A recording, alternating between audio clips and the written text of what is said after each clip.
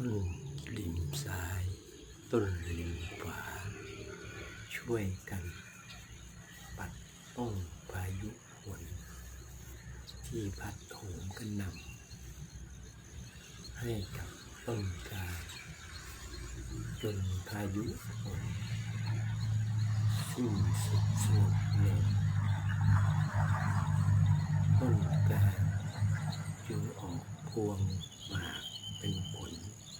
สีแดงสดสวยเต็มต้น